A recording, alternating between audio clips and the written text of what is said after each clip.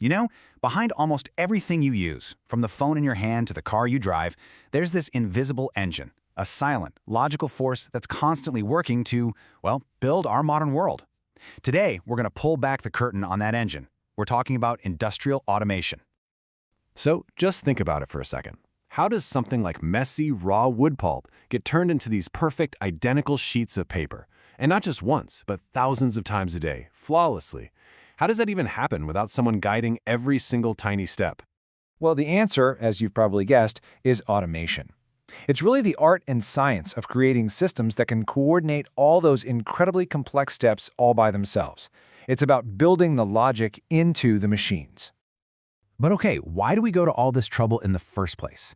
I mean, while the giant robots are super impressive, the real reason isn't just about cool tech for its own sake. Automation is driven by some really fundamental business needs. It really boils down to a few key goals. First, you get a massive increase in production. Second, you can slash your costs. Third, you get much more consistent, higher quality products. And on top of all that, you end up using raw materials and energy way more efficiently. Automation is the secret sauce that lets you do all of these things at the same time. So how do we actually build one of these automated systems? The easiest way to wrap your head around it is to think about it like a person, right? Every system needs senses to understand what's going on around it, and it needs muscles to actually do things. Let's start with the muscles. In the world of automation, we call these things actuators. These are the components that do all the physical work. We're talking motors that spin conveyors, pneumatic cylinders that push things into place, or valves that snap open and shut.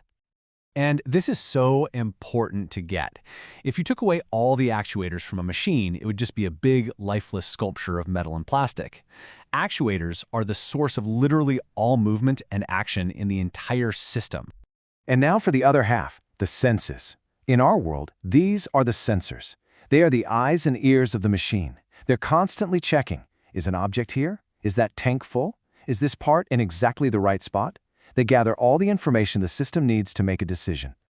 Now, here's a quick but really important distinction. For this explainer, we're focusing on a specific kind of automation. We're not talking about the kind that delicately adjusts a valve to be, say, 47% open. That's called process control. We're talking about discrete automation. It's all about on or off, true or false. A motor is either running or it's not. It's the world of simple, powerful Boolean logic.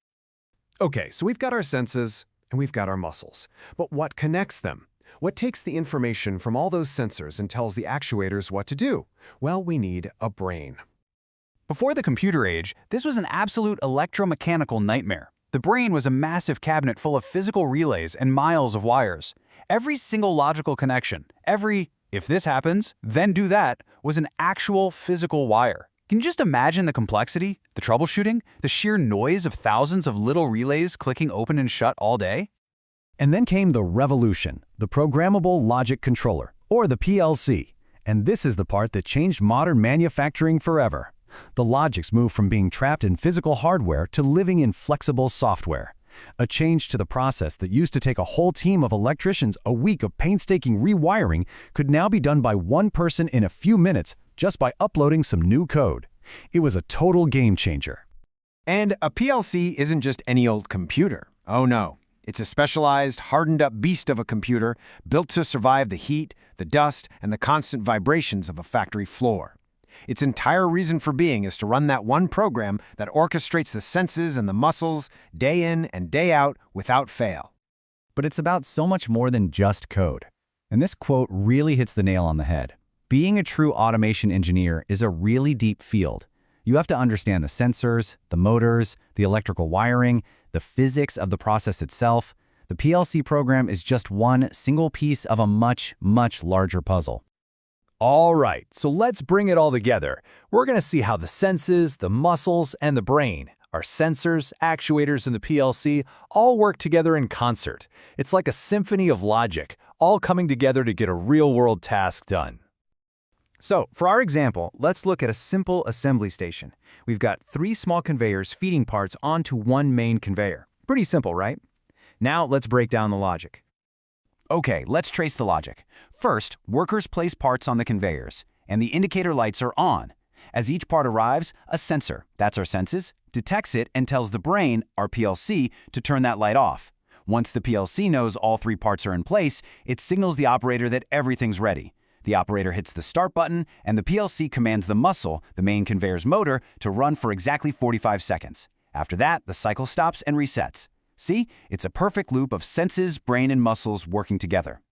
And that's really it. That's the core concept right there. The most complex, mind-boggling factory in the world is really just built from thousands and thousands of these simple, logical, if-then steps, all executing perfectly hundreds of times a minute. So, to wrap it all up, what are the big things to remember? First, automation is all about efficiency. Second, it's all built with sensors as the senses and actuators as the muscles. The PLC is the programmable brain that connects them. And finally, all that incredible complexity is just a long sequence of very simple logical decisions. So that's it. It's the hidden logic that assembles our cars, packages our food, and builds our electronics. It's a world built on simple, reliable, programmable rules. Which kind of leaves us with one final big thought. If this is the logic that builds our world today, what are we going to build with it next?